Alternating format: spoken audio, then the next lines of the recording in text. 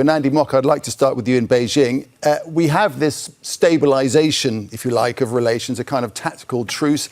How does Beijing view its position now?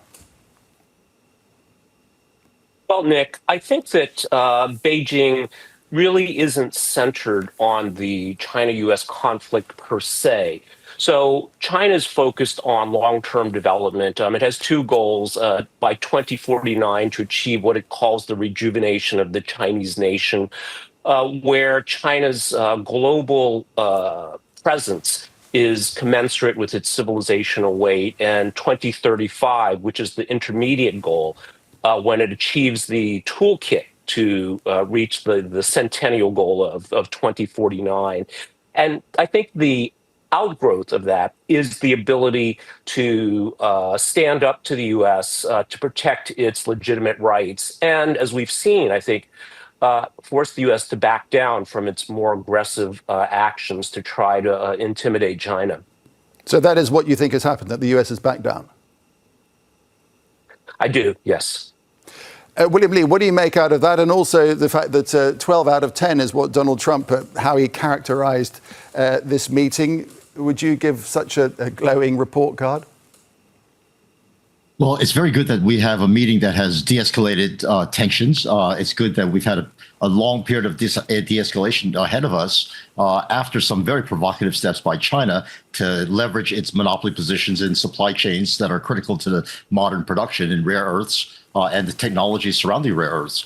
And as far as Andy's historical sweeping assessments are concerned, that is the usual Chinese rhetoric that we hear over and over again. It's well said, and Andy's excellent in propagating that storyline. Unfortunately, none of it's true, at least from the U.S. perspective. The U.S. has never had the interest of containing China. In fact, it's really gone out of its way to try to develop with China to provide exports of technologies and financial services and key missing ingredients to help China develop as a modern 21st century large economy.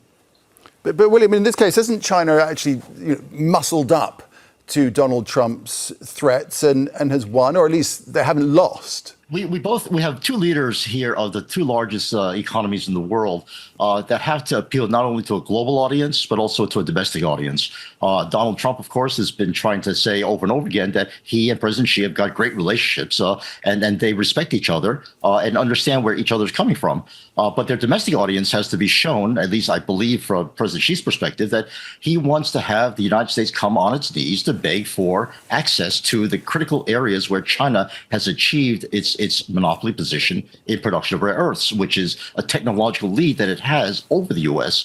Unfortunately, the way it's applied these export restrictions is to really a blanket restriction on the entire world, and whereas where the United States has limited export controls, it's always been very strategic, aimed at particularly China, where we want to limit the military uses of some of our strategic technologies. So the differences, I think, are very stark when you look at them.